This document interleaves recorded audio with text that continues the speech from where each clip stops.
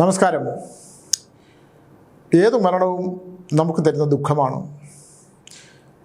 ശത്രുവിൻ്റെ ആണെങ്കിൽ പോലും നമുക്കൊരു ദുഃഖം വന്നു ചേരും. മരണം അങ്ങനെയാണ്. വേർപാടുകൾ, ഭൗതിക സുഖങ്ങളോടുകൂടി ജീവിക്കാൻ വെപ്രാളപ്പെട്ട് ജീവിക്കുന്ന മനുഷ്യൻ ഒരു നിമിഷം കൊണ്ട് ഇല്ലാതാവുമ്പോൾ വരുന്ന ദുഃഖം. നമ്മുടെ കേരളത്തിൽ അറിയപ്പെടുന്നൊരു വ്യവസായി ഇന്നലെ സ്വയം ജീവിതം അവസാനിപ്പിച്ചു. അതിന് കാരണങ്ങൾ പലതായിരിക്കാം. എനിക്ക് മനസ്സിലാകാത്ത ഒരു സത്യം, ഇപ്പോൾ നമ്മുടെ സോഷ്യൽ മീഡിയ മുഴുവൻ അദ്ദേഹത്തെക്കുറിച്ചിട്ടുള്ള വാർത്തകളാണ്. പക്ഷെ ഞാൻ അതിൽ നിന്ന് വിഭിന്നമായി ചിന്തിക്കാൻ ആഗ്രഹിക്കുന്നത്, അല്ലെങ്കിൽ പറയാൻ ആഗ്രഹിക്കുന്നത്, എനിക്ക് പരിചയമുള്ള ഒരു നല്ല വിഭാഗം ബിസിനസ്സുകാരും കോടികൾ വരുമാനമുള്ളവരും കോടികൾ കൊണ്ട് തിരിമറി ചെയ്യുന്നവരും ഒന്നുമില്ലായ്മയിൽ നിന്ന് സമ്പത്തുണ്ടാക്കി കോടീശ്വരന്മാരായവരും അവരോട് ചില കാര്യങ്ങൾ നമ്മൾ സംസാരിക്കുമ്പോൾ സാമ്പത്തികമായിട്ടുള്ള ഒരു അവസ്ഥ, ഒരുമിച്ചൊരു 1000 രൂപ എടുക്കാൻ പറ്റാത്ത ആളായിരിക്കും ഒരുപക്ഷെ 10 കോടി രൂപയുടെ കാറിൽ സഞ്ചരിക്കുന്നത്. അത് അവരുടെ ബിസിനസ്സിൻ്റെ ഭാഗമാണ്. ഒരു പൊലിമയുണ്ടാക്കുക. ഒരു ദരിദ്രനായ മനുഷ്യൻ ഭഗവാന്റെ വേഷം ധരിച്ച് ഒരു ഫാൻസി ഡ്രസ്സ് കളിക്കുന്ന പോലെ അപ്പോൾ തോന്നുന്ന ആരാധന പോലെയാണ്. എനിക്ക് മനസ്സിലായിട്ടേ ഇല്ല. ഞാൻ പണ്ട് ബിസിനസ് ചെയ്തിരുന്ന കാലത്ത് ഒരിക്കലും എനിക്ക് സമാധാനമായിട്ട് ഉറങ്ങാനേ പറ്റില്ല. കോടിക്കണക്കിന് രൂപയുടെ ബിസിനസ്സുണ്ട്. അന്ന് ഞാൻ ബിസിനസ് ചെയ്തിരുന്ന പല ആൾക്കാരും കൃത്യമായി പണം തന്നാൽ മാത്രമേ നമുക്ക് നമ്മളുമായിട്ട് ബന്ധപ്പെട്ടവർക്ക് പണം കൊടുക്കാൻ കഴിയൂ. അതിന് പണം കൊടുക്കുന്നൊരു നിശ്ചിത കാലയളവുണ്ട്. ആ കാലയളവിൽ നമുക്ക് കിട്ടിയാൽ മാത്രമേ നമുക്കൊരു ചെറിയ വിഹിതം എടുത്തിട്ട് മറ്റുള്ളവർക്ക് കൊടുക്കാൻ പറ്റൂ. പക്ഷേ ഈ ജീവിച്ച ഇത്രയും കാലം, എത്രയോ കാലം ആ ബിസിനസ് ചെയ്തിരുന്ന അത്രയോ കാലം, 2012 വരെ എന്നാണ് എൻ്റെ ഓർമ്മ, ഒരു ദിവസം എനിക്ക് സമാധാനമായിട്ട് ഉറങ്ങാൻ കഴിഞ്ഞിട്ടില്ല. കാരണം ഈ കോടീശ്വരന്മാർ ആരും തന്നെ കൃത്യമായിട്ട് പണം തരില്ല. തന്നവരുണ്ട്. ഇപ്പം ഞാൻ തിരുവനന്തപുരത്ത് ഭീമ ജ്വല്ലറിയിലെ അദ്ദേഹം ഗോവിന്ദൻ സാറ്, അദ്ദേഹം പണം ചോദിച്ചാൽ പേയ്മെൻറ്റ് വേണമെന്ന് പറഞ്ഞാൽ അപ്പം തന്നെ പേയ്മെൻറ്റ് എഴുതി തരും. അത് വളരെ വ്യത്യസ്തനായ ഒരു മനുഷ്യനാണ്. അദ്ദേഹത്തിൻ്റെ വായിൽ നിന്ന് ഇപ്പോൾ ഇത്തിരി ടൈറ്റാണ് എന്ന് കേട്ടിട്ടില്ല. മറ്റു പലരും ടൈറ്റാണ്, ബുദ്ധിമുട്ടാണ്, മറ്റുള്ളവരുടെ വിഷയങ്ങൾ അവരുടെ വിഷയങ്ങളെ അല്ലാതായി പോകും. എനിക്കെപ്പോഴും എൻ്റെ മനസ്സിലിപ്പോഴും, ഞാനിപ്പോൾ ഭീമയായിട്ട് ബന്ധമൊന്നുമില്ല, ഗോവിന്ദ സാറിനെ കാണാറുമില്ല, പക്ഷെ അദ്ദേഹമൊക്കെ നമ്മളെ മറ്റുള്ളവൻ്റെ ഒരു ബുദ്ധിമുട്ടുകൾക്ക്, പ്രയാസങ്ങൾക്ക് ഒരു മാന്യത കൽപ്പിച്ചിരുന്നു. ഒരുപാട് കാരണങ്ങളുണ്ട്. ഇപ്പോൾ തന്നെ തിരുവനന്തപുരത്ത് ഭീമ നിൽക്കുന്ന ആ സ്ഥലം ഒരു കാലത്തിങ്ങനെ ഒന്നുമില്ലാതെ, ആളനക്കമില്ലാതെ കിടക്കുമ്പോൾ അതിന് ഏതൊക്കെ ജ്യോതിഷ പണ്ഡിതന്മാർ ആ സ്ഥലം ദോഷമാണെന്ന് അങ്ങോട്ട് പറഞ്ഞു. ഞാൻ പറഞ്ഞു, ഒന്നിൻ്റെയും കാര്യമില്ല, ഒരു പശുവിനെ വാങ്ങിച്ച് അവിടെ കിട്ടിയാൽ മതിയെന്ന്. ഒരു പശുവിനെ മേടിച്ച് അവിടെ കിട്ടി അതിൻ്റെ ഗോമൂത്രവും ചാണകവും വീണപ്പോൾ ഇന്നിപ്പോൾ അതിന് വിലമതിക്കാൻ പറ്റാത്ത തരത്തിലുള്ള ലക്ഷ്മി കടാക്ഷമുള്ളൊരു സ്ഥലമായിട്ട് മാറി. ഇപ്പം ഞാൻ അദ്ദേഹത്തെ ഉദാഹരണമായിട്ട് പറഞ്ഞെന്നേ ഉള്ളൂ. മനസ്സിൻ്റെ ബലമില്ലാത്തവർ, മനസ്സിന് ബലം, ഇന്നലെ സംഭവിച്ചത്, ഇന്നലെ സ്വയം വെടിവെച്ചു മരിച്ച അദ്ദേഹത്തിനെ സംബന്ധിച്ചിടത്തോളം അദ്ദേഹം മലയാളികൾക്കിടയിൽ അറിയപ്പെടുന്ന ഒരു വലിയ വ്യവസായി തന്നെ ആയിരുന്നു. പക്ഷേ അദ്ദേഹത്തിന് മനസ്സിൻ്റെ ശക്തി ചോർന്നു പോകാവുന്ന വിധത്തിൽ ചില വിഷയങ്ങൾ ഉണ്ടായിരുന്നിരിക്കും 100%. ഞാൻ ഇൻകം ടാക്സിനെ സംബന്ധിച്ചിടത്തോളം, ED സംബന്ധിച്ചിടത്തോളം അവരൊന്നും ക്രിയേറ്റ് ചെയ്ത് ഒരാളെ ബോധപൂർവ്വം നശിപ്പിക്കില്ല. അതെനിക്ക് ബോധ്യപ്പെട്ടിട്ടുള്ള കാര്യമാണ്. എനിക്ക് ഇൻകം ടാക്സ് റെയ്ഡൊക്കെ നടന്നിട്ടുള്ള ബിസിനസ് കാലത്തുണ്ടായിരുന്ന ഒരാളാണ്. നമ്മൾ കൃത്യമായ കണക്കുകൾ കൊടുത്താൽ, വരുമാനത്തിൻ്റെ സോഴ്സ് കൃത്യമായി കൊടുത്താൽ അവർക്ക് പിന്നെ അതിനെക്കുറിച്ച് അവരൊന്നുമില്ല. വ്യക്തിപരമായി ഒരാളെ നശിപ്പിക്കാൻ ശ്രമിക്കില്ല. എന്തിൻ്റെ പേരിൽ പറഞ്ഞാലും അത് അനുഭവമുള്ള ഒരാളെന്നുള്ള നിലയിലാണ് ഞാൻ പറഞ്ഞേക്കുന്നത്. മാന്യമായിട്ടാണ് അവർ നമ്മളോട് പെരുമാറുക. നമുക്ക് ഇല്ലാത്ത പണം, നമ്മളുടെ പണം, ഈ സോഴ്സ് ഓഫ് ഇൻകം, നിനക്ക് എവിടെ നിന്നാണ് ഈ പണം വന്നത്?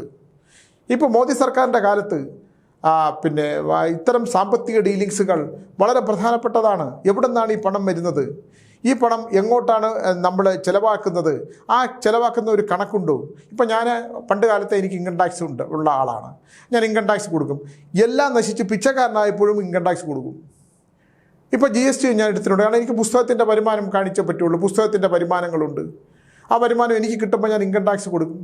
ആരെങ്കിലും ദക്ഷിണയും പൂജയൊക്കെ തന്നാലും അതിനെയും ഇൻകം ടാക്സ് കൊടുക്കും. ഞാൻ ഇട്ടിട്ട് ആ 18% കൂടെ ചേർത്ത് കൊടുക്കും. ഇത് കൊടുക്കുന്നതുകൊണ്ട് എന്താണ് കുഴപ്പം?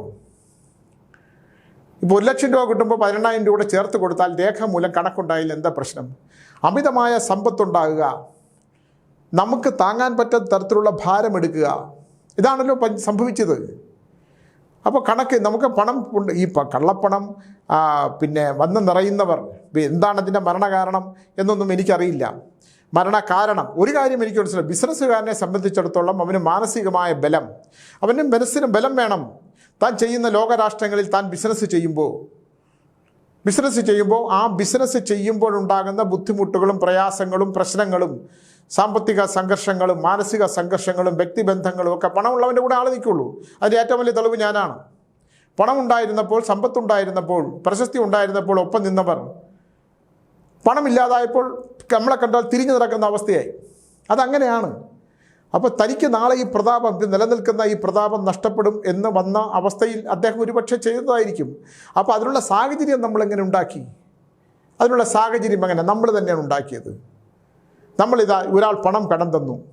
ആ പണം കടം തന്നയാൾ രേഖാമൂലം ബാങ്കിലൂടെ ഇങ്ങനെയാണ് തന്നിരിക്കുന്നത്, അത് ഞാൻ ഇന്ന കാര്യത്തിലാണ് ചിലവാക്കിയത്, അതിനുശേഷം അത് ഇത്ര ബാലൻസ് ഉണ്ട്, അത് ഞാൻ ഇതിൻ്റെ ശമ്പളം കൊടുത്തു. ഇങ്ങനെ ഒരു കൃത്യമായ ഒരു കണക്കില്ലാത്ത ധാരാളിത്തത്തോട് ജീവിക്കുക. അദ്ദേഹത്തെ വെച്ച് 12 കാർ, 10 കോടി രൂപ വിലയുള്ള 10-12 കാറൊക്കെ ഉണ്ടെന്ന് പറയുമ്പോൾ ഒന്ന് ആലോചിച്ച് നോക്കൂ. ജീവിതം ആ ഒരു നിമിഷം അതൊക്കെ നഷ്ടപ്പെട്ടു പോകുമ്പോൾ, ഒരു നിമിഷം നമ്മുടെ നിയമത്തിൻ്റെ പിടിയിലാകുമ്പോൾ, നമ്മൾ കാരാഗ്രഹത്തിൽ കിടക്കേണ്ടി വരുമ്പോൾ സഹിക്കാൻ പറ്റില്ല. വേറെ മരണമല്ലാതെ വേറെ മാർഗമില്ല. അതിന് നമ്മൾ ഉദ്യോഗസ്ഥരെ കുറ്റം പറഞ്ഞിട്ട് കാര്യമില്ല. ഉദ്യോഗസ്ഥരാരും ഇൻകം ടാക്സിൽ, ഞാൻ ഇ ഡി ആണെങ്കിലും, ഇ ഡിയുടെ അടുത്ത് ഞാൻ പോയിട്ടില്ല, ഇൻകം ടാക്സിലെ ആൾക്കാരാണെങ്കിൽ പോലും അവർ കണക്കും കാര്യങ്ങളും കൃത്യമായി ചോദിച്ചാൽ, ഇതാ നിങ്ങൾക്ക് ഇത് എവിടെ നിന്നാണ് പണം വന്നത്, ഈ പണം നിങ്ങൾ എന്ത് ചെയ്തു, ഇതിൻ്റെ ബില്ല് എങ്ങനെയാണ്, ഇതൊക്കെ സൂക്ഷിക്കണം. കണക്കും നോക്കിക്കഴിഞ്ഞാൽ യാതൊരു വിഷയങ്ങളൊന്നും ചെയ്യാൻ പറ്റില്ല. അവിടെ ഒരു നിയമമുണ്ട്. അദ്ദേഹം കുറേ കാലമായിട്ട് ഇവരുടെ നിരീക്ഷണത്തിലാണ്. എനിക്കിപ്പോൾ ആരെയും ന്യായീകരിക്കേണ്ട ആവശ്യമില്ല. അപ്പോൾ അതിൻ്റെ അത് ഫേസ് ചെയ്യുന്നതിന് പകരം, അപ്പോൾ തനിക്ക് ഞാൻ പറയില്ലേ, അദ്ദേഹത്തിൻ്റെ ഒരു ഇൻ്റർവ്യൂ കേട്ടതില്ലേ, വിമാനത്തിൽ പോകുമ്പോൾ പോലും വിമാനം പൊട്ടിത്തെറിച്ച് എന്ന് പറഞ്ഞാൽ പോലും ഞാൻ ആ നിമിഷവും ഭൗതികതയിലെ എൻജോയ്മെൻറ്റ് ഉണ്ടെന്ന് ആഗ്രഹിക്കുമെന്ന് പറയുന്ന ഒരു സ്റ്റേറ്റ്മെൻ്റ് ഉള്ളു അദ്ദേഹത്തിൻ്റെ. അങ്ങനെയുള്ള ഒരാൾ അപ്പോൾ പറഞ്ഞതും ഇതും തമ്മിൽ വലിയ വ്യത്യാസമുണ്ട് ഇല്ലേ?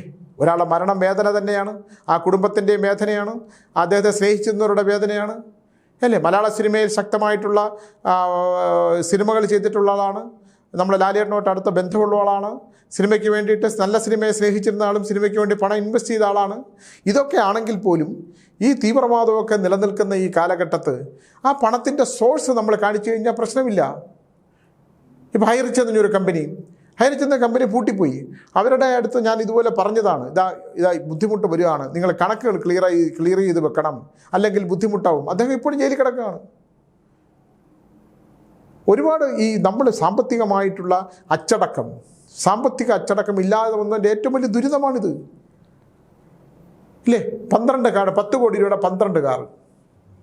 എന്തിനാണ് 12 കാർ? ഇനി ഏത് വലിയ കോടീശ്വരനാണെങ്കിൽ പോലും ഈ 12 കാറൊക്കെ മേടിച്ചിട്ട് ആഡംബരമായ ജീവിതം നയിച്ച് അവസാനം ചെന്ന് നിന്നത് എവിടെയാണ്? അത് ദുഃഖം തന്നെയാണ്. ഒരാൾ ജീവിതത്തിൽ നിന്ന് അദ്ദേഹത്തിന് മറ്റുള്ളവർ ആ ഉദ്യോഗസ്ഥർ ചോദിക്കുന്ന, ഇൻകം ടാക്സിലെ ഉദ്യോഗസ്ഥർ ചോദിക്കുന്ന കണക്കുകൾക്ക് ഉത്തരം കൊടുക്കാൻ പറ്റാതെ വരുന്നു. അതായത് ലോക്ക് ചെയ്തേക്കാണ്. ആ ലോക്കറിനകത്ത് എന്തൊക്കെയാണുള്ളത് അവർക്ക് അദ്ദേഹത്തിന് മാത്രമേ അറിയാവൂ. ആ ലോക്കർ തുറന്നാൽ വരാൻ പോകുന്ന ബുദ്ധിമുട്ടുകൾ എങ്ങനെയാണ്? തൻ്റെ ഈ രാജകിരീടം, സിംഹാസനങ്ങൾ മുഴുവൻ നഷ്ടപ്പെടും. അത് സഹിക്കാൻ പറ്റാത്ത ആളാണ്. അങ്ങനെ സഹിക്കാൻ പറ്റാത്ത ഒരാളാണോ ഞാൻ വിമാനത്തിൽ ഇപ്പോൾ പൊട്ടിത്തെറിച്ച് പോകുമ്പോൾ എഴുതുന്ന ആഹ്ലാദിക്കുക എന്നൊക്കെ പറയുന്നത്? ഇത് ഇദ്ദേഹത്തിൻ്റെ മാത്രമില്ല, ഇതൊക്കെ നമുക്കൊരു വലിയ പഠനമാണ്. നമ്മൾ തിരിച്ചറിയേണ്ടത് പണത്തെ അമിതമായി, പണത്തെയും ഭൗതിക സുഖങ്ങളും ആണ് ജീവിതം എന്ന് ചിന്തിക്കുന്ന ഒരുപാട് പേർക്കുള്ളൊരു പാഠമാണിത്. നമ്മുടെ 10 രൂപ എവിടെ നിന്നാണ് വന്നത്? ഇതിൽ എത്ര രൂപയാണ് നമുക്ക് ഭക്ഷണം കഴിക്കാൻ ചിലവാക്കുക? എത്ര രൂപയാണ് നമുക്ക് മറ്റുള്ളവർക്ക് വേണ്ടി ചിലവാക്കാൻ കഴിയുക? എത്ര രൂപയാണ് നമുക്ക് നാളത്തേക്ക് കരുതി വയ്ക്കാൻ കരുതുക? ഇങ്ങനെ ചിന്തയില്ലാത്തിടത്തോളം കാലം മനുഷ്യൻ അനുഭവിക്കാൻ പോകുന്ന ദുർവിധി എന്ന് പറഞ്ഞാൽ വളരെ വലുതാണ്. ഞാൻ പണം ഉണ്ടാക്കി 2012 വരെ, എൻ്റെ പേരിൽ ഒന്നുമില്ല. എന്തുകൊണ്ടാണ്? ഞാൻ കരുതിയില്ലാത്തത് കൊണ്ട് ഞാൻ അനുഭവിച്ച് ചെറുത് വലുതുമാണോ? നിങ്ങൾ ഒരു കപട സന്യാസിയുടെ ആത്മകഥ വായിച്ചാൽ, നോവുകടൽ വായിച്ചാൽ, മധ്യമോസ് ഹിമാലയം വായിച്ചാൽ, ഇത്തരം കരുതലില്ലാതെ ജീവിച്ചത് കൊണ്ട് നാളെ എല്ലാം എൻ്റെ കൂടെ എൻ്റെ പണമുണ്ട്, എൻ്റെ കയ്യിലല്ല, അത് മറ്റൊരാളുടെ പേരിലാണ്. അപ്പം അവരുൾപ്പെടെ എല്ലാവരും നമ്മുടെ കൂടെ ഉണ്ടാകും എന്ന് വിചാരിച്ച് നമ്മൾ ജീവിച്ചു. ഒറ്റ നിമിഷം കൊണ്ട് എല്ലാം ഇല്ലാതായപ്പം ജനക്കൂട്ടത്തിൻ്റെ ഇടയിൽ നമ്മൾ ഒറ്റപ്പെട്ട് നടക്കേണ്ട ഒരു അവസ്ഥയുണ്ടായി. ഇത് എല്ലാവർക്കും ഒരു പാഠമാണ്. ഇത് ഞാൻ എൻ്റെ അനുഭവമാണ് പറയുന്നത്. ആരും കാണില്ല, കിടക്കാനൊരു സ്ഥലം കാണില്ല, സ്വന്തം ബന്ധുക്കളും സഹായിച്ചവരും തിരിഞ്ഞു നോക്കൂല, ഒരു കല്യാണത്തിന് വിളിക്കില്ല, ഒരു മരണത്തിന് വിളിക്കില്ല, വിളിക്കേണ്ട ആവശ്യവുമില്ല, നമ്മളെ ആവശ്യവുമില്ല. ഇതൊരു വലിയ പാഠമാണ്. ഞാൻ ഈ പറയുന്നത് നിങ്ങളൊരു അനുഭവത്തിൽ നിന്ന് എടുക്കൂ. പണത്തെ സ്നേഹിക്കുന്ന സൗഹൃദങ്ങളുണ്ട് ഏറ്റവും കൂടുതലായിട്ടുള്ള. വളരെ ചുരുക്കം ചിലർ അല്ലാതെയൊക്കെ ഉണ്ടാകും, വളരെ ചുരുക്കം. ഇപ്പം ഞാൻ പണം ഉണ്ടായിരുന്ന കാലത്തും അല്ലാതെയും എന്നോട് ഏറ്റവും സൗഹൃദപരമായും സ്നേഹത്തോടും പെരുമാറിയ ഒരാളേ ഉള്ളൂ, പൂജപ്പുര കൗൺസിലറായിരുന്ന മഹേശ്വരൻ നായർ. വേറെ ഒരു മനുഷ്യർ, ഒറ്റ ഒരാൾ പോലും എന്നെ വിളിക്കാറില്ല, കാണാറില്ല, കണ്ടാൽ മിണ്ടാറില്ല. ഇത് ഞാൻ പേരെടുത്ത് പറയുന്നത് കൊണ്ടില്ല. അദ്ദേഹം മാത്രമാണ്. ഞാൻ ഭിക്ഷക്കാരനാണോ, ഞാൻ സമ്പന്നനാണോ എന്നുള്ളതൊന്നുമില്ല. എന്നെ അന്വേഷിച്ച് നടന്നത്, ഞാൻ ഇവിടെ വിട്ടു പോയപ്പോൾ എന്നെ അന്വേഷിച്ച് നടന്ന ഒരേ ഒരാളാണ് പൂജപ്പുര കൗൺസിലറായിരുന്ന മഹേശ്വരൻ നായർ. പറയാൻ ഒരു മടിയില്ല. ബാക്കി സഹായിച്ചവരും സ്നേഹിച്ചവരും സ്വർണം കടമെടുത്ത് കൊടുത്തവരും ലക്ഷങ്ങൾ കൊടുത്തവരൊന്നും ഒരൊറ്റ മനുഷ്യർ, അമ്പലം പണിത് കൊടുത്തവരും ഒക്കെ ഉണ്ട്, കാണൂല. ഇതെൻ്റെ അനുഭവം പറയുന്നത് അതുകൊണ്ടാണ്. നിങ്ങളുടേതായിട്ട് കരുതൂ. ദൈവം നിങ്ങൾക്ക് ജീവിക്കാൻ തരുന്നതാണ്. നിങ്ങൾ മരണം വരെ നിങ്ങൾക്ക് ജീവിക്കാനായിട്ട് ഈശ്വരൻ നിൻ്റെ വിധി അനുസരിച്ച് തരുന്നതാണ്. നീ ആ വിധി സ്വീകരിച്ചുകൊണ്ട് നീ സത്കർമ്മങ്ങൾ ചെയ്ത് നല്ല കർമ്മങ്ങൾ ജീവിക്കാൻ പറ്റില്ലെങ്കിൽ ഇതൊക്കെ ഉണ്ടാവും. ഒരു 10-15 വർഷത്തിന് മുമ്പ്, ഞാൻ ഇതൊരു സങ്കല്പ കഥ, നിങ്ങൾ ഈ കഥയുമായിട്ട് ഇത് ചേർത്ത് വായിക്കരുത്. ഒരു 15 വർഷങ്ങൾക്ക് മുമ്പ് ഞാൻ കാന്തല്ലൂരിലാണെന്നാണ് എൻ്റെ ഓർമ്മ. അവിടെ ഒരു സ്ത്രീ വരുന്നു. അവരെ ഒറ്റ നോട്ടത്തിൽ കണ്ട ഒരു ബ്രാഹ്മണ സ്ത്രീയാണെന്ന് തോന്നുന്നു. അവിടെ ആണെന്നാണ് എൻ്റെ ഓർമ്മ. അവരൊരു കോൺഫിഡൻറ്റ് പോലെ ഒരു ബിൽഡിംഗ് കൺസ്ട്രക്ഷൻ കമ്പനി നടത്തിയിരുന്നതാണ്. വലിയ പ്രതാപമായിട്ട് നടത്തിയിരുന്നതാണ്. തൃശ്ശൂരുകാരാണെന്നാണ് എൻ്റെ ഓർമ്മ. അപ്പോൾ അവർ എൻ്റെ അടുത്ത് വരുമ്പോൾ, അല്ല ഞാനെപ്പോഴും തമാശയായിട്ട് പറയും, ലോട്ടറി അടിച്ചവരാരും എൻ്റെ അടുത്ത് വരാറില്ലല്ലോ. ദയനീയമായ ദുരന്തത്തിൻ്റെ പടുകുടിയിലേക്ക് വീണ് മരണത്തിന് തൊട്ടുമുമ്പുള്ള അവസ്ഥയിലാണ് വരിക. എന്തെങ്കിലും ഒരു മാർഗം രക്ഷപ്പെടാനുണ്ടോ എന്ന് അറിയാനായിട്ട്. അങ്ങനെ ഈ സ്ത്രീ ഒരു ഉച്ച സമയം കഴിഞ്ഞാണ് ഞാനവിടെ, എന്നാണ് എൻ്റെ ഓർമ്മയാണിത്. ഞാൻ ഒഴിക്കുമ്പോൾ ഇവരിങ്ങനെ വന്നു. കൂടെ ആരുണ്ടെന്ന് എനിക്കറിയില്ല. വന്നപ്പോൾ തൃശ്ശൂർ എന്നാണ് എൻ്റെ ഓർമ്മ. ഞാൻ അവരോട് ചില കാര്യങ്ങൾ ചോദിച്ചു. അപ്പോൾ അവരുടെ ബിസിനസ് തകർന്നതും, അവരൊറ്റയ്ക്ക്, ഒരു സ്ത്രീയാണ്, ഒരു ബ്രാഹ്മണ സ്ത്രീയാണ്, കണ്ടാൽ നല്ല തേജസ്സൊക്കെ ഉണ്ട്. ഒരു കാലത്ത് അവർ അതിസുന്ദരിയായ ഒരു സ്ത്രീയുടെ മുഖത്തിൻ്റെ ബാക്കിയാണെന്നുള്ളത്. കാരണം ഒരു തകർച്ചയിൽ കേസ്, കോടതി, വ്യവഹാരം ഈ ബിൽഡിംഗ് കൺസ്ട്രക്ഷൻ കമ്പനി നടത്തിയിരുന്ന ഒരു സ്ത്രീയാണ്. അപ്പോൾ അവരെന്നോട് പറഞ്ഞൊരു കാര്യം, അവരോടൊപ്പം നിന്നിരുന്ന ഒരാൾ അവരെ വഞ്ചിച്ചു പോയി എന്നുള്ളതാണ്. ഇവരുടെ ബിസിനസ് സാമ്രാജ്യങ്ങൾ മുഴുവൻ തകർന്നു, നിലനിൽപ്പില്ലാതായി. എന്തെങ്കിലും മാർഗത്തിലൂടെ ഇത് നമുക്ക് തിരിച്ചു കിട്ടുമോ എന്നറിയാനാണ് അവരെൻ്റെ അടുത്ത് വന്നത്.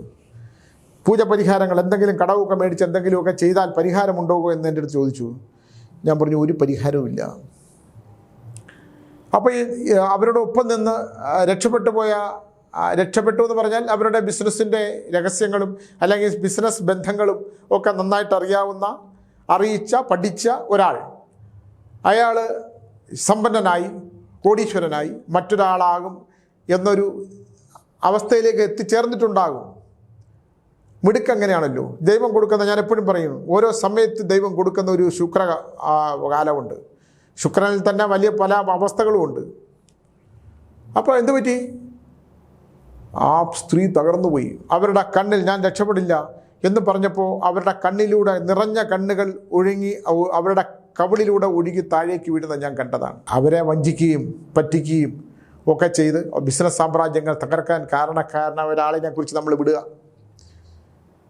അങ്ങ് വിട്ടേക്കുക.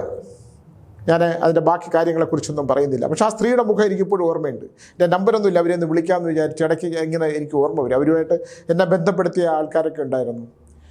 അപ്പോൾ ഒരാളുടെ സാമ്രാജ്യം തകർത്തുകൊണ്ട് ഒരാൾ പോകുന്നു.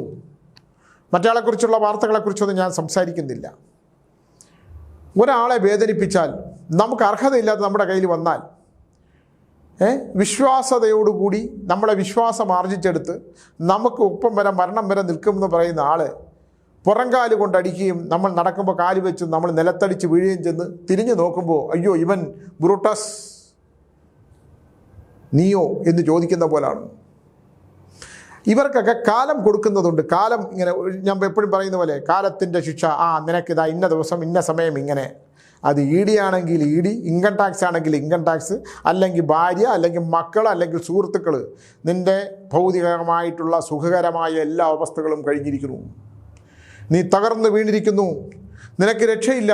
അയ്യോ, എൻ്റെ കാറുകൾ, എൻ്റെ ഭൗതികമായിട്ടുള്ള എൻ്റെ രാജകൊട്ടാരങ്ങൾ, എന്നെ കണ്ടാൽ എഴുന്നേറ്റ് നിന്ന് ബഹുമാനിക്കുന്ന നിൽക്കുന്നവരുടെ മുമ്പിൽ കൂടെ കൈവിലങ്ങുമായിട്ട് നടക്കേണ്ടി പോകുന്ന അവസ്ഥ, എൻ്റെ കണക്കുകൾ എവിടെ? ഞാൻ അധ്വാനിക്കാതെ കണക്കില്ലാത്ത പണമെടുത്ത് ഞാൻ ഉപയോഗിച്ചിട്ടുണ്ടെങ്കിൽ ഈ പണം ഇവർ ചോദിക്കുന്ന കണക്ക് ഞാൻ എവിടുന്ന് കൊടുക്കും? പിന്നെ നിലനിൽപ്പ് ഒരു വലിയ വിഷയമായിട്ട് മാറും. അഭിമാനക്ഷതം താങ്ങാൻ പറ്റാത്ത ആൾക്കാരുണ്ട്. ഇപ്പം എന്നെ കണ്ടില്ലേ, ഞാൻ വെളുപ്പിന് കാന്തല്ലൂർ കിടന്നുറങ്ങിയപ്പോൾ എന്നെ പോലീസുകാരൊന്ന് വിളിച്ച് നടത്തിക്കൊണ്ടുപോയി. ഇപ്പോൾ കുറേ ഷൂട്ട് ചെയ്ത് ഏതോ യൂട്യൂബ് ചാനലുകാരിട്ട് 11 മണിയായപ്പോൾ കോടതി പറഞ്ഞു തിരിച്ചുകൊണ്ട് വിട്ടേക്കും, ഇത് അബദ്ധമാണ് പറ്റിയതെന്ന്. അപ്പോൾ എന്നെ സംബന്ധിച്ചിടത്തോളം അങ്ങനെ മരിക്കേണ്ട ആവശ്യമൊന്നുമില്ല. നമ്മൾ ദൈവം തന്ന ജീവിതം ജീവിക്കേണ്ടതാണ്. ഫേസ് ചെയ്യണം. എല്ലാം നഷ്ടപ്പെട്ടു പോയാൽ ഒരിക്കൽ കൂടി ഉണ്ടാവണം. കോൺഫിഡൻറ്റ് ഗ്രൂപ്പിൽ അദ്ദേഹത്തിന് സമ്പന്നനായിട്ട് ജനിച്ച ആളല്ലല്ലോ. അദ്ദേഹത്തിൻ്റെ പിതാക്കന്മാരാരും ഉണ്ടാക്കി കൊടുത്തതല്ലല്ലോ. അദ്ദേഹത്തിൻ്റെ ബുദ്ധിയും കഴിവും ചിന്തകളും ഒക്കെ അനുസരിച്ച് അദ്ദേഹം ഉയർന്ന് വന്നപ്പോൾ അദ്ദേഹം വേറൊരു തലത്തിലേക്ക് പോയി. അതാണ് പറ്റിയത്. അപ്പം ഞാനൊന്നുമില്ലാത്തടത്തുനിന്നാണ് വന്നത്. ഇതൊക്കെ നഷ്ടപ്പെട്ടാലും എനിക്കിത്രയും. പക്ഷേ നാളെ അദ്ദേഹം ഈ സമ്പന്നനായിട്ട് നിന്നപ്പോൾ അദ്ദേഹത്തെ ചേർത്ത് പിടിച്ചവരാരും ചിലപ്പോൾ ഇദ്ദേഹം അദ്ദേഹം ജീവിതത്തിൽ ഒന്നുമല്ലാതായി എന്ന് പറഞ്ഞാൽ ഒരു ഫോൺ പോലും കൊടുക്കൂല വിളിച്ചാൽ. കാരണം ഇൻകം ടാക്സ് മീഡിയമൊക്കെ അവരുടെ പിന്നാലെ പോകും. സുഹൃത്താണെന്ന് പോലും പറയില്ല. പറഞ്ഞാൽ പ്രശ്നമില്ലേ? എൻ്റെ മുമ്പിലുള്ള അനുഭവങ്ങളാണ് ഞാൻ പറയുന്നത്. ഒരാൾ ഒരു ചിട്ടിക്കമ്പനി തുടങ്ങി, ചിട്ടിക്കമ്പനി പൊളിച്ചു. ആ ചിട്ടിക്കമ്പനിയിൽ പണം നിക്ഷേപിച്ചവരെല്ലാം തന്നെ ഇദ്ദേഹത്തിനെ ചേട്ടാ മാമ എന്നൊക്കെ വിളിച്ചിങ്ങനെ കൊണ്ടു നടന്നു. ഇദ്ദേഹം പൊളിഞ്ഞകത്തായി എന്നറിഞ്ഞപ്പം ഞാൻ ഞെട്ടിപ്പോയിട്ടുണ്ട്. അയാൾ ജയിലിൽ കിടന്ന് തിരിച്ചിറങ്ങി വന്നപ്പം ഒരു ചായക്കടയുടെ മുമ്പിൽ, ചായക്കട എന്നല്ല നമ്മൾ പറയുക, നിന്നാൽ ഒരു പട്ടി പോലും തിരിഞ്ഞു നോക്കൂല. ഒരു ചായ മേടിച്ച് കൊടുക്കാൻ പറ്റില്ല. ആരെങ്കിലും കണ്ട് ഹലോ എന്ന് പറഞ്ഞാൽ പോലും ചേട്ടാ എന്ന് പറഞ്ഞ് അങ്ങ് പോകുന്ന അവസ്ഥയിലേക്കുള്ള ലോകത്താണ് നമ്മൾ ജീവിക്കുന്നത്. ഒരു പക്ഷേ കോൺഫിഡൻറ്റ് ഗ്രൂപ്പിലെ റോയിക്ക് ഇപ്പോൾ ഡോക്ടറേറ്റ് തന്നെ കണ്ടില്ലേ, വിലയ്ക്ക് വാങ്ങാൻ പറ്റുന്ന ഡോക്ടറേറ്റ്. ഇവിടെ ഇടയ്ക്ക് ഒരാളെ പത്രത്തിൽ പിടിച്ചു കണ്ടില്ലേ, ഒരു തീസിസ് അങ്ങോട്ട് തയ്യാറാക്കി കൊടുത്താൽ ഏതെങ്കിലും രാജ്യത്ത് പോയിട്ട് അതിൻ്റെ ഒരു ഡോക്ടറേറ്റ് എടുത്ത് ഈ പിന്നെ ഡോക്ടർമാരുടെ കാര്യമൊന്നും പറയണ്ട. ഡോക്ടറേറ്റ് പണ്ടൊക്കെ ഇതിനൊരു മഹത്വം ഉണ്ടായിരുന്നു, ഇപ്പോൾ അതൊന്നുമില്ല. എന്തായാലും അദ്ദേഹത്തിൻ്റെ ചിന്താധാരകൾക്ക് പറ്റിയ കുഴപ്പം, അദ്ദേഹം ഒരിക്കലും ആത്മഹത്യ ചെയ്യാൻ പാടില്ല. ആത്മഹത്യ ഭീരുത്വം തന്നെയാണ്. മരണം ദൈവം തന്നിരിക്കുന്ന കാലത്ത് തന്നെ, ദൈവം തീരുമാനിച്ചിരിക്കുന്ന സമയത്ത് നമ്മൾ തകർച്ചയിൽ നിന്ന് ഉയർത്തെഴുന്നേക്കണം. നഷ്ടപ്പെട്ട സാമ്രാജ്യങ്ങൾ തിരിച്ചു പിടിക്കണം. നമുക്ക് അങ്ങനെ ജീവിക്കാൻ പറ്റും. ഇപ്പം നാളെ ഞാനും പണ്ട് അനന്തഭദ്രം എഴുതിയിരുന്നപ്പോൾ കാലത്ത് സുനിൽ പരമേശ്വരൻ അല്ലല്ലോ ഇപ്പം നിലവിലുള്ളത്. ഏത് മേഖല നമ്മൾ തകരാനൊന്നും തയ്യാറില്ല. നമ്മൾ എങ്ങനെയാണ്, ഏത് ഊർജ്ജത്താണ്, ഏത് വഴിയാണ് സഞ്ചരിക്കുന്നത്? ഇന്നലെയുള്ള എല്ലാം നമുക്ക് നഷ്ടപ്പെട്ടു. ബന്ധങ്ങൾ, പണം, സമ്പത്ത് എന്തൊക്കെ ഉണ്ടായിരുന്നു അതെല്ലാം നമുക്ക് നഷ്ടപ്പെട്ടു. സഹോദരങ്ങൾ, ബന്ധുക്കൾ എന്ന് പറയുന്നതെല്ലാം അതൊക്കെ നഷ്ടപ്പെടുമ്പോൾ പുതിയത് തരും. ഒരു മരം വളർന്ന് അത് നകർന്ന് താഴെ വീണ് അത് വിത്തായി വളമായി മണ്ണിൽ ലയിച്ച് അടുത്തൊരു വിത്ത് പോലെ വളർന്നു വന്ന ഒരു വൻ വൃക്ഷമാകുന്ന പോലെ നമ്മുടെ തളർന്നു വീഴുന്ന ജീവിതത്തിൽ നിന്ന് നമ്മൾ വെട്ടിപ്പിടിക്കുമ്പോഴല്ലേ നമ്മൾ മനുഷ്യനാവുള്ളൂ. 10ാം ക്ലാസ് പഠിച്ചാൽ ഞാനിത് 52ാമത്തെ നോവലിരുന്നു. ആ പുസ്തകം വിറ്റ് ജീവിക്കുന്നു. ഇടയ്ക്കിപ്പോഴും അക്ഷരത്തിനുണ്ട്, അച്ഛാ എഴുതി 5 തെറ്റ് കാണുമെന്നാണ് ഞാൻ പറയുന്നത്. അപ്പോൾ ഇതിന്നൊക്കെ നമ്മൾ അതിജീവിച്ച് വരാനുള്ള ഊർജ്ജത്തിന് പകരം തോക്കെടുത്ത് വെടിവെച്ച് മരിച്ച് ആർക്കും നഷ്ടം? 10 ദിവസം കഴിഞ്ഞ് അടുത്ത വാർത്ത വരുമ്പോൾ തീർന്നില്ലേ? ആരും കാണൂല, ഓർമ്മകളിൽ പോലും കാണൂല. അത് ഞാൻ എഴുതിത്തരാം. 2 ദിവസത്തെ 10 വാർത്ത മാത്രം നിൽക്കും. പിന്നെ ഇ ഡി നമ്മൾ കുറ്റം പറഞ്ഞിട്ട് കാര്യമില്ല. ഇ ഡി അല്ല ഈ ഇൻകം ടാക്സിനെ ആണെങ്കിലും എന്തിനു കുറ്റപ്പെടുത്തണം? അവർ കാണിച്ചത് രേഖകൾ അങ്ങോട്ട് കൊടുക്കണം. രേഖകൾ കൊടുത്താൽ പ്രശ്നമില്ലല്ലോ. ഇവർക്ക് ആർക്കും അമിതമായ പണം വരുമ്പോൾ എനിക്ക് ഇ ഡിയുടെ കാര്യത്തിൽ എനിക്കറിയാവുന്ന പല ഉദ്യോഗസ്ഥന്മാരും എൻ്റെ അടുത്ത് ഞാൻ ഡിസ്കസ് ചെയ്തിട്ടുണ്ട്, സംസാരിച്ചിട്ടുണ്ട്. ഞാനൊരിക്കൽ എൻ്റെ ഓഫീസുമായിട്ട് റെയ്ഡുമായിട്ട് ബന്ധപ്പെട്ടൊരു വിഷയം ഉണ്ടായിട്ടുള്ളതാണ്. അവർക്ക് രേഖകൾ കൊടുത്ത് പണത്തിൻ്റെ കണക്കും കൊടുത്താൽ യാതൊരു പ്രശ്നവുമില്ല. കോൺഫിഡൻറ്റ് ഗ്രൂപ്പിനെ സംബന്ധിച്ചിടത്തോളം അദ്ദേഹം മരണം തിരഞ്ഞെടുത്തത് അബദ്ധമാണ്.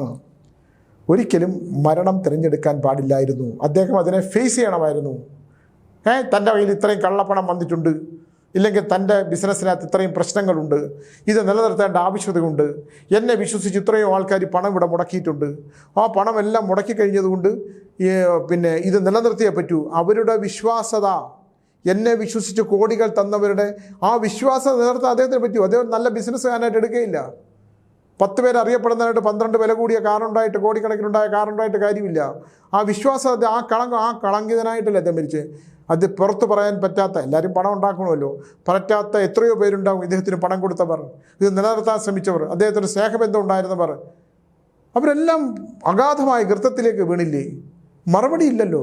ചിലരൊക്കെ പണമില്ല, ഈ രേഖയില്ലാത്ത പണമുള്ളവരൊക്കെ കാണും, അവർക്കൊക്കെ രംഗത്ത് പോലും വരാൻ പറ്റില്ല. എന്തായാലും ഇത് നമ്മൾക്കൊരു വലിയ പാഠമാണ്. നിങ്ങൾ കണക്കുകൾ സൂക്ഷിക്കണം. അനധികൃതമായി പരിചയമില്ലാത്തവരിൽ നിന്ന് പണം സ്വീകരിക്കുമ്പോൾ നമ്മളത് ആവശ്യമുണ്ടെങ്കിൽ മാത്രം ഈ പണത്തിൻ്റെ സോഴ്സ് നിങ്ങൾ എടുത്തു വെക്കണം. രേഖകൾ കൃത്യമായി ഇല്ലെങ്കിൽ, മോദി സർക്കാരാണ് ഭരിക്കുന്നത്, കണക്കുകൾ ബാങ്കിൻ്റെ ഡീലിങ്സും കാര്യങ്ങളും ഒക്കെ കൃത്യമായി ചെയ്തില്ലെങ്കിൽ നമ്മൾ ഏത് നിമിഷമാണ് നമ്മൾ ഈ ജീവിതം, നമ്മളെ ഭൗതിക ജീവിതത്തിലും ആത്മീയതയിലാണെങ്കിലും സ്തംഭിച്ചു പോകുന്നത്. ഇതിനൊക്കെ വെട്ടിച്ച് ജീവിക്കുന്നവരൊക്കെ ഒരുപാട് പേര് കാണും. അതൊന്നും ഇല്ലയെന്ന് ഞാൻ പറയുന്നില്ല. ഇപ്പം ഭരിക്കുന്ന സർക്കാരിൻ്റെ കൂടെ നിന്നാൽ രക്ഷപ്പെട്ടു പോകണവരുമൊക്കെ കാണും. പക്ഷേ എന്നാലും നമ്മുടെ മനസ്സമാധാനത്തിനും ശാന്തമായി ഉറങ്ങാനും സമാധാനമായിട്ട് ഉറങ്ങാനും സത്കർമ്മങ്ങൾ ചെയ്യണം. നല്ല കർമ്മങ്ങൾ ചെയ്ത് സത്യസന്ധമായ പണത്തിലൂടെ ബിസിനസ് ചെയ്താൽ നമുക്ക് സുഖകരമായ ഒരു ജീവിതവും സുഖകരമായ ഒരു മോക്ഷപ്രാപ്തിയും ഈ ജന്മത്തിൽ ഉണ്ടാകും എന്ന് പറഞ്ഞുകൊണ്ട് നിർത്തുന്നു. നമസ്കാരം.